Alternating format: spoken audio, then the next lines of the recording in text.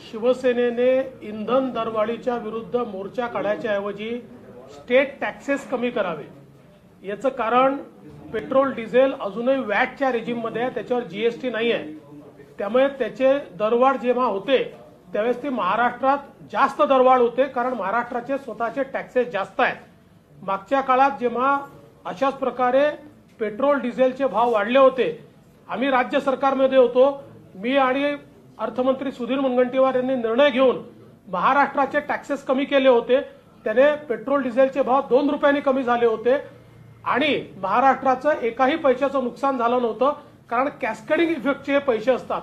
त्यामुळे पेट्रोल डिझेलचे आंतरराष्ट्रीय बाजारपेठेत भाव वाढल्यानंतर ज्यावेळेस त्याचं प्राइस ऍडजस्टमेंट होतं, त्या प्राइस ऍडजस्टमेंटमुळे महाराष्ट्रातल्या वॅटमुळे आपल्याला जास्तीचा भुर्दंड त्या ठिकाणी द्यावा लागतो ग्राहकांना।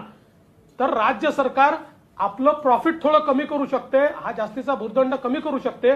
त्यामुळे ही नौटंकी ही बंद केली पाहिजे आणि नौटंकी न करता, मोर्चे न काढता त्या ठिकाणी त्यांच्या हातात जे आहे, जे आम्ही करून दाखवलं होतं ते या सरकारने करावं आणि पेट्रोल डिझेलचे भाव कमी करावे। या ठिकाणी आमच्या संपूर्ण महाराष्ट्रामध्ये ज्या प्रकारे 78 लाख लोकांना विजेचे कनेक्शन डिस्कंटिन्यू करण्याचं आणि डिस्कनेक्ट करण्याच्या नोटिसेस या राज्य सरकारने दिल्या आहेत, खरंच महाराष्ट्रात मोगलाई आली आहे अशा प्रकारची अवस्था आहे। शेतकऱ्यांना एकीकडे इतक्या मोठ्या प्रमाणात अतिवृष्टीचा सामना करावा लागला, दुसरीकडे अनेक ठिकाणी आलेली पिकं खराब झाली, एवढ्या मोठ्या प्रमाणात शेतकऱ्यांवर संकट आली, लॉकडाऊन नंतर अडचणीत ते आले। असं असताना देखील वाढीव बिलं देऊन त्यांचे कनेक्शन डिस्कनेक्ट करण्याची ही जी मोहीम काढलेली आहे, याचा आम्ही विरोध करतोय, याचा निषेध करतोय। संपूर्ण महाराष्ट्रात याच्या विरुद्ध आम्ही निदर्शनं करणार आहोत आणि हे करून आम्ही थांबणार नाही। आम्ही शेतकऱ्यांच्या आणि सामान्य ग्राहकांच्या पाठीशी उभे आहोत। जोपर्यंत हे जुलमी सरकार त्यांना दिलासा देत नाही तोपर्यंत भाजपचं आंदोलन सुरू राहील। हिंदुत्व ही भाजपची मक्तेदारी नाहीये असं उद्धव ठाकरे यांनी म्हटलेलं आहे, काय म्हणाल? हिंदुत्व कोणाचीच मक्तेदारी असू शकत नाही। हिंदुत्व हे जगावं लागतं। हिंदुत्व हे नुसतं भाषणातून बोलून चालत नाही। आणि ज्यावेळी हिंदू हृदय सम्राट शिवसेना प्रमुख बाळासाहेब ठाकरे हे जनाब बाळासाहेब ठाकरे होतात आणि ज्यावेळी शिवगान स्पर्धा बंद होते आणि त्याच्याऐवजी अजान स्पर्धा सुरू होते, त्यावेळी अशा प्रकारचं वक्तव्य द्यावं लागतं। म्हणून ते वक्तव्य मुख्यमंत्र्यांनी कदाचित दिलाय। ही आमची मक्तेदारी नाही, पण तुम्ही का हिंदुत्व सोडलाय एवढंच त्यांनी सांगावं, असं आमचा त्यांना स्पष्ट आव्हान आहे। शेतकरी आंदोलनावर सेलिब्रिटीजनी ठिकठिकाणच्या आंतरराष्ट्रीय ट्वीट केले, काय आहे, कोण आहे याच्या पाठीमागे?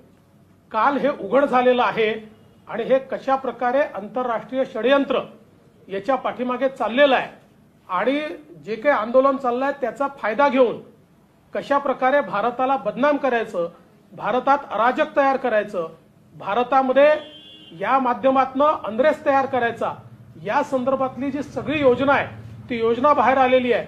कशा प्रकारे वेगवेगळ्या देशाच्या एमपीजना देखील त्याच्यामध्ये इन्व्हॉल्व करून हा प्रश्न आंतरराष्ट्रीय करून भारतामध्ये त्या ठिकाणी मोठ्या प्रमाणात अनरेस्ट तयार करायची आणि जगात भारताला बदनाम करायचं, याचे सगळे कागदपत्र कालच्या ट्विटमुळे उघड पडलेले आहेत।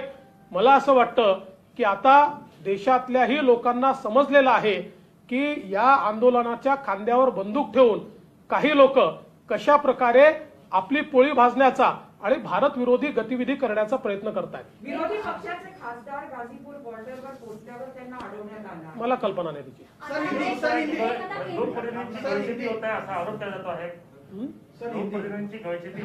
मला मी माहित नाही। शिवसेना मुंबईत पावती देऊन खंडणी वसूल करते असा आरोप मनसेने केलाय पुराव्यानिशी।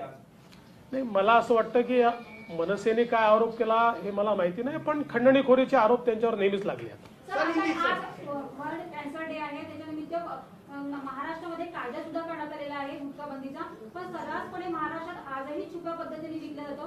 पण याच्यावरती गृहमंत्री मात्र कोणताही उत्तर देण्यास नकार देत आहे आणि देत नाही, तर त्याच्याबद्दल काय म्हणाल? महाराष्ट्रामध्ये गुटखाबंदी असो की काही जिल्ह्यांमधली दारूबंदी असो, या सरकारने सगळ्यांना खुली छूट दिली आहे। या ठिकाणी आपण बघा, आता चंद्रपूरच्या दारूबंदीनंतर हे सरकार आल्यानंतर काय परिस्थिती आहे। सर्वात जास्त दारू त्या ठिकाणी विकली जाते आहे, अवैध दारू विकली जाते आहे. इतक्या मोठ्या प्रमाणात आजूबाजूच्या जे जिल्हे आहेत त्या जिल्ह्यांमधनं अक्षरशः आता नेटवर्क उभं राहिलेलं आहे आणि त्याच्यामध्ये सगळेच सामील आहेत. इतक्या मोठ्या प्रमाणात त्या ठिकाणी प्रशासन आणि पोलीस आणि सगळ्यांनी मिळून त्या ठिकाणी दारूबंदीचा बोजवारा उडवलाय. तीच परिस्थिती आज गुटखा बंदीची देखील आहे. सर्रास गुटखा त्या ठिकाणी मिळतो आहे आणि याला पूर्ण आशीर्वाद हा सरकारचा आहे. खास आशिष देशमुख यांनी वक्तव्य केलं, म्हणजे त्यांच्या काटोलमध्ये त्यांनी कार्यक्रम घेतले. गृहमंत्र्यांवर त्यांनी थेट आरोप केले की अवैध धंद्यांना त्यांनी ते आशिष देशमुख काय म्हणाले मला माहिती नाही किंवा त्याच्यावर मला रिॲक्टही करायचं नाही, पण सर्रास अवैध धंदे हे महाराष्ट्रात चाललेले आहेत. हे नागपूर जिल्ह्यातही चालले आहेत, हे विदर्भात मोठ्या प्रमाणात चाललेले आपल्याला पाहायला मिळतात. आणि दारूबंदी ज्या ठिकाणी आहे त्या ठिकाणी तर सिस्टमॅटिकली अक्षरशः अवैध दारू ही पूर्णपणे आशीर्वादाने त्या ठिकाणी विकली जाते, अशा प्रकारची अवस्था आहे.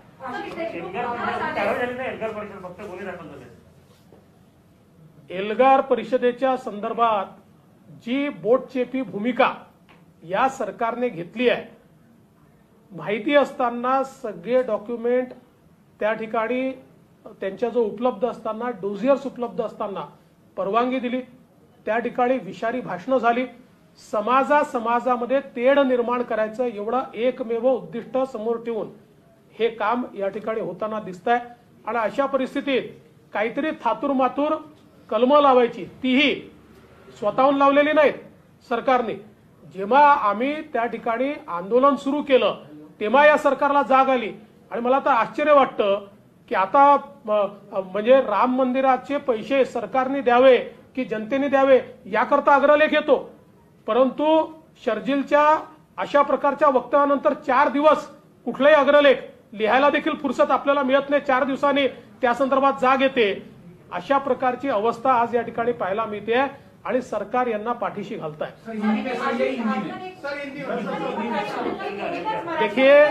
देखिए जिस प्रकार से पूना में कार्यक्रम हुआ और वो परिषद के लोगों को परमिशन दी गई, वो परमिशन देना ही गलत था, क्योंकि ये जो परिषद वहां पर होती है ये केवल समाजों में बैर बढ़े, झगड़े हो, इस प्रकार के वक्तव्य करने के लिए ही वो वहां पर उस प्रकार की एल्गार परिषद ली जाती है. इसके सारे डोजियर सरकार के पास थे, इसकी सारी जानकारी सरकार के पास थी, बावजूद वहां ऐसे लोगों को आने दिया गया. हिंदुओं के खिलाफ, समाजों के खिलाफ गंदे गंदी बातें कहने को उनको वहां मौका दिया गया और उसके बावजूद उसके ऊपर कोई कार्रवाई नहीं हुई. जब हमने आंदोलन किया तब कार्रवाई वहां पर हमको होती हुई दिखाई पड़ी. और मुझे एक चीज का आश्चर्य लगता है कि राम मंदिर के लिए पैसा समाज से लेना चाहिए या सरकार से लेना चाहिए, इसके ऊपर तो तुरंत पेपर में लिखकर आ जाता है, अग्रलेख छपकर आ जाता है. लेकिन शर्जील ने ये सारी चीजें बोलने के बाद 3-4 दिन तक तो हम सोए थे, उसके ऊपर कोई लेख नहीं लिखा गया, उसके ऊपर कोई बात नहीं कही गई. कल जब हम लोगों ने आंदोलन करके उनके ऊपर गुनाह दाखिल करने के लिए सरकार को मजबूर किया, तब जाकर उसके ऊपर लेख आता है. तो किस प्रकार की भूमिका है इसमें से स्पष्ट समझ आता है. भाजपा नेत्याची चर्चा सुरू आहे पुन्हा, त्यांनी तयारी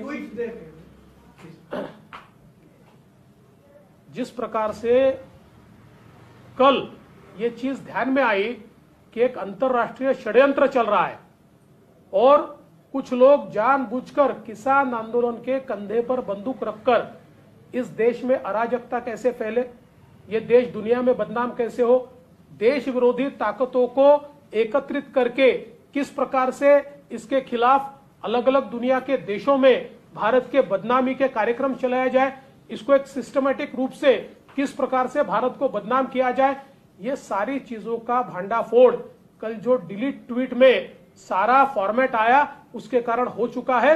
मुझे ऐसा लगता है कि अब हमको जागना होगा और किसानों के नाम पर या उनके कंधे पर बंदूक रखकर ये देश विरोधी करतूत करने वाले देश के बाहर बैठकर और अलग अलग लोगों को पकड़कर ये जो लोग काम कर रहे हैं इनको एक्सपोज करना होगा. उद्धव ठाकरेंचं राष्ट्रवाद हिंदुत्व काय विषय आहे तो? तो हिंदुत्व सोडलं का भाजपने? नाही मग मग ते भाजपाची मत ते झाली.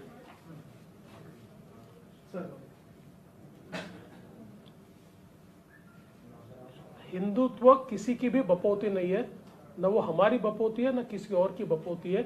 हिंदुत्व एक जीवन पद्धति है और हिंदुत्व भाषण में नहीं, अपने जीने में लाना पड़ता है, अपने एक्शन में लाना पड़ता है।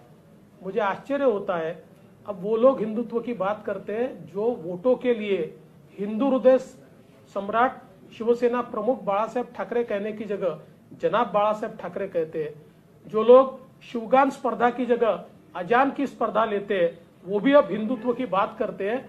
मुझे लगता है ये भाषणों में नहीं, आपकी जीवन पद्धति में अगर हिंदुत्व होगा तो आप हिंदुत्ववादी रहेंगे। सर एक प्रश्न आता